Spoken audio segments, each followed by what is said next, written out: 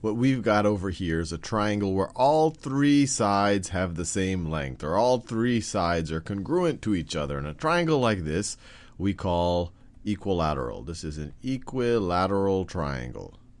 Equilateral triangle. Now what I want to do is prove that if all three sides are the same, then we know that all three angles are going to have the same measure. So let's think how we can do this. Well, first of all, we could just look at, we know that AB is equal to AC. So let's just pretend that we don't even know that this also happens to be equal to BC.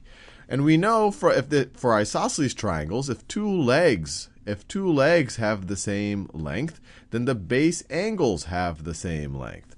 And then, so let's write this down. We know that angle ABC is going to be congruent to angle ACB. So let me write this down. We know angle ABC is congruent to angle ACB because, so maybe this is my statement right over here, statement, and then we have reason. And the reason here, and I'll write it in just kind of shorthand, is that they're base angles of, I guess you could say, an isosceles, because we know that this side is equal to that side. Now, obviously, this is an equilateral. All of the sides are equal, but the fact that these two legs are equal show that the base angles are equal. So we say two legs equal imply base angles. Base angles are going to be equal. And that just comes from what we actually did in the last video with isosceles triangles. But we could also view this triangle the other way. We could also say that maybe this angle over here is the vertex angle, and maybe these two are the base angles.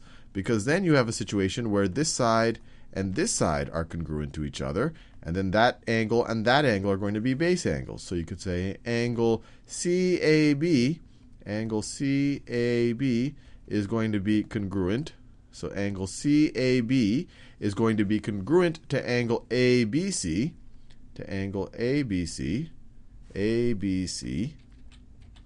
ABC, really for the same reason. We're now looking at different legs here and different base angles. This would now be the base in this example. You can imagine turning an isosceles triangle on its side, but it's the exact same logic. So let's just review what I talked about.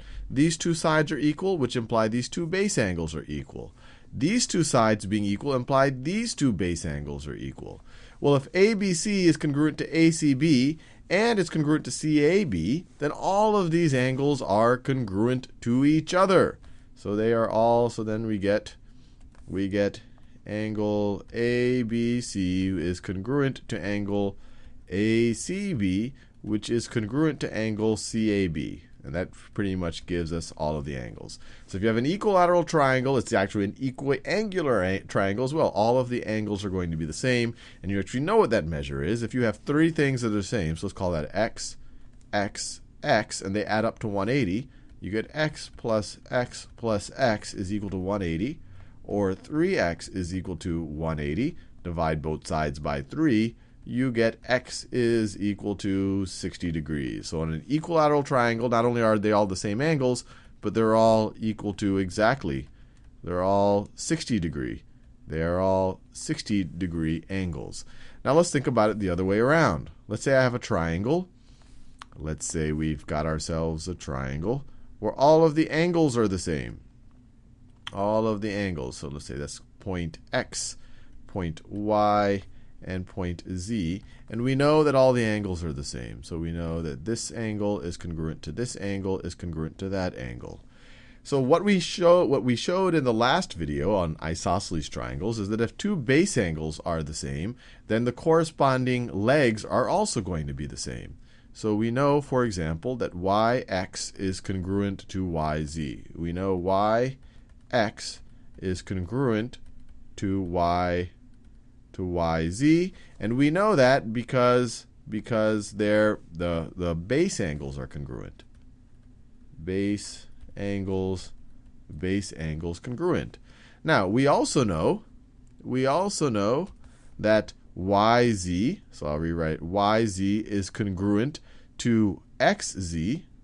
So we also know that yz is congruent to xz.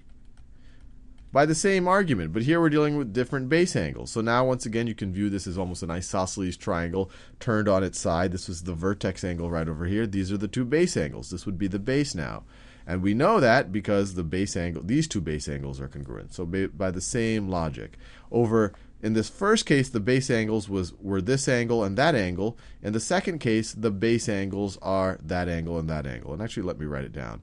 The base angles in this first case, let me do that same magenta, are angle x, y, or y, x, z. So this angle y, x, z is congruent to angle y, z, x. Y, z, x. That was in the first case. These were the base angles. So based on the proof we saw in the last video, that implies these sides are congruent. Here we have these two base angles. So here we're saying angle, let me do that green, angle xyz is congruent to angle yxz, and so that implies that these two guys right over here are congruent. Well, there we've proved it. We've said that this side, yx, is congruent to yz, and we've shown that yz is congruent to xz. So all of the sides are congruent to each other. So once again, if you have all the angles equal, and they're going to have to be 60 degrees, then you know that all of the sides are going to be equal as well. They're going to be congruent.